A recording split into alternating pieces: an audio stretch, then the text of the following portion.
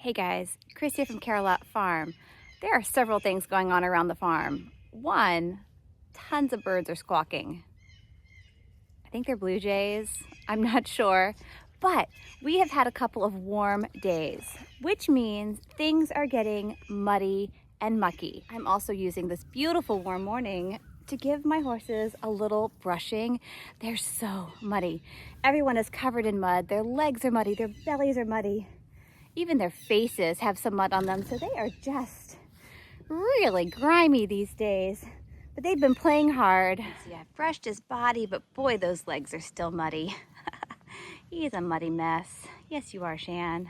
Thing 2 over here is pretty muddy too, though. Let me see if I can't give him a quick little brush. I'm really just using a stiff brush to knock off some of this dried mud. This right hand side of Rocky is still quite wet. I imagine he was laying down. You can see his belly and his back leg is still damp. So once this dries, I can give it a better brushing. Brushing a wet horse is pretty tricky. While brushing your horse, it gives you a really good opportunity to just run your hands over them to make sure you don't feel any bumps anywhere. You know, to check their weight.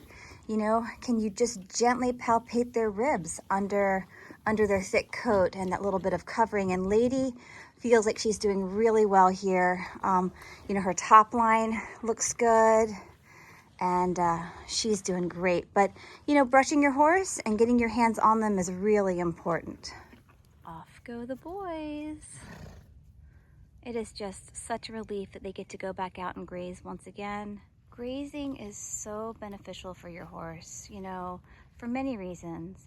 Yes, you know, it does provide caloric intake, right? They're eating, but even bigger than that, they're getting exercise, they're stretching their legs, and they're engaging themselves mentally. There's stimulation, they're moving about, they're doing something other than just standing around going stir crazy. So I am so happy that these guys get to come back out here now. It was a long couple of weeks. Watching the girls graze, it just makes me so happy, just like watching the boys up in the front. You know, I'm beginning to see a touch of green popping out here. It's just so nice.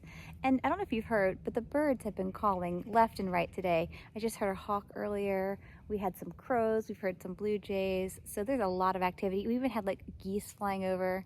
So again, this beautiful, warm, sunny day is such a gift to everyone. All the animals are happy, and I hope you're getting to enjoy it too, wherever you are. But don't forget, all the melting eventually turns to mud and muck. Right here in between the ring and the barnyard is one of those areas where I definitely want to put a thick layer of hay. I have a round bale that sits down here beside the ring that I want to peel a few layers off because this area is just so gross, and right now it's so wet that the more the horses walk through here, which is inevitable, you know, this is their primary entrance to the ring, it's just going to get turned up more and more. And so I do want to give a nice thick layer here of hay.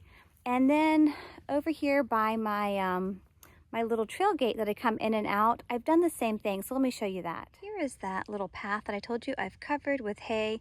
Now this is a footpath, so it's a much smaller area, but I have covered the mud with a nice thick layer of old hay here, and I will do the same down there for the horses near the ring. Normally I would use a wheelbarrow to move a pile of hay like this, but my orange wheelbarrow that I normally use back here by the brown barn is currently up at the front of the farm by that winter turnout because my black wheelbarrow that I use there, well, the front wheel fell off the other day. So we've not yet repaired that. So I'm down a wheelbarrow, which means I'm improvising. I'm going to use this tarp like a sled.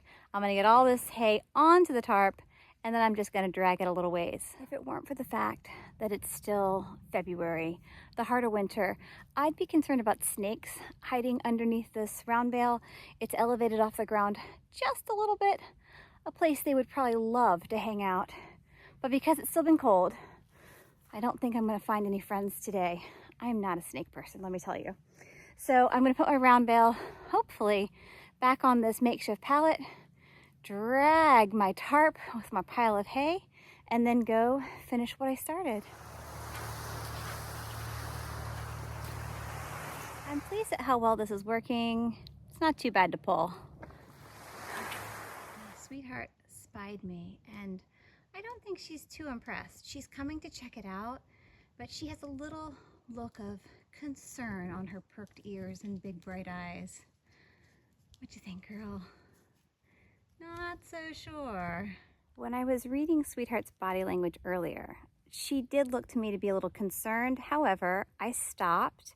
She has now walked back over towards Snuggles. Her head is down. She's eating hay happily. I'm going to go on into the barnyard with my tarp, and if the girls do get excited, I just have to be really mindful and aware, because there is a good chance that Sweetheart could be concerned, Snuggles could get excited, and they could get to running. Let's see what happens. Or even better yet, they might just completely ignore me and what I'm doing and just leave me to it. Well, that was fantastic and very uneventful, just how I like it. I have that nice pile of hay right there at the gate entry point. The girls did not get to running, so I can safely and quietly exit now with my tarp. I think I'm going to go ahead and turn the girls out into the back for a little, let them do a little exploring, maybe a little grazing, because this melting has been fantastic. I think they're happy to stretch their legs, adventure out into a new place. It's been a while. What do you think, Sweetheart? She immediately stopped and put her head down at the first little patch of grass that she found.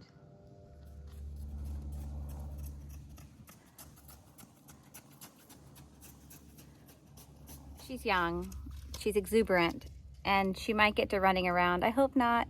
It's a little icy, like I told you, over here by the run-in where it's in the shade all day. And it's very slick because it's muddy and gross everywhere else. Walking is recommended, but she's gonna do what she's gonna do.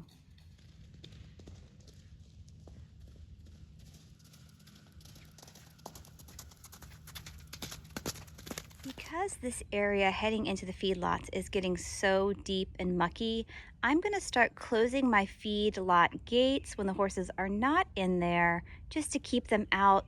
They do tend to come and walk through here quite a bit throughout the day, and that just is not necessary. Not while it needs to dry out. There are times when I do want to intentionally leave these gates open, such as in the summertime when I want to provide extra shade and shelter, or in the winter when the horses just needed a dry place to hang out. Well, right now though is not one of those times, so we're going to keep these gates closed, and hopefully the ground will dry out so it's not so gross. You know, we're having this nice, really beautiful string of days, so fingers crossed we have some significant drying, because it's a mess everywhere, and I keep saying that, but it is such a mess here on the farm. It's no big surprise. I love to use old hay to cover mud and for footing, right? You've seen me do it here, there, and everywhere on the farm for all sorts of different reasons. Well, I've got another spot that I want to scrape hay up from and move it to. So let me show you about that.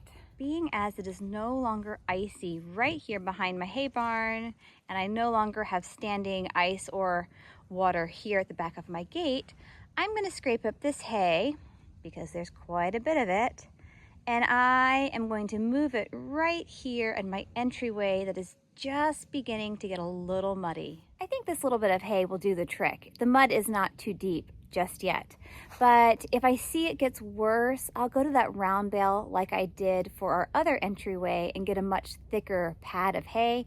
But I think this little bit of loose stuff will be just fine.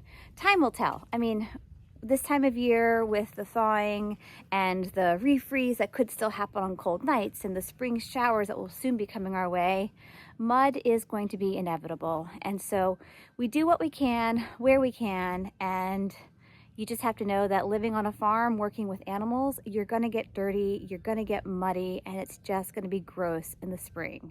Around the farm, the footing forever changes, and it seems like different seasons, you're wanting different things. And in hindsight, none of it's all so bad, but in the moment, you're always ready for the next thing, right? So in the winter, we had frozen ground, but boy, we wanted things to melt. Well, now things are melting and they're getting muddy, and boy, would I love to have things dry out. And then you get into the summer and it's so dry and dusty that you just want to have some moisture. And so you always seem to want what you don't have, can't have, and that's just life. But it's cyclical, it's seasonal, and it's just part of it.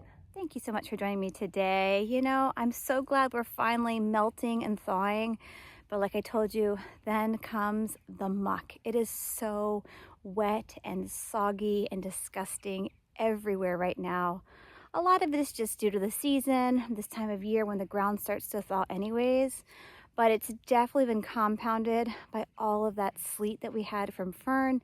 You know, we had 6 to 8 inches of sleet, and then it turned to ice, and then it turned to slush, and now it's muck. But again, it's melting, it's part of the process. But we'll keep doing what we're doing, and slowly but surely we will dry out. Spring is coming, it's just around the corner, I can feel it. Stay warm, stay dry, stay safe wherever you are. Stay out of that red clay, and we hope to see you in the future. Bye, guys.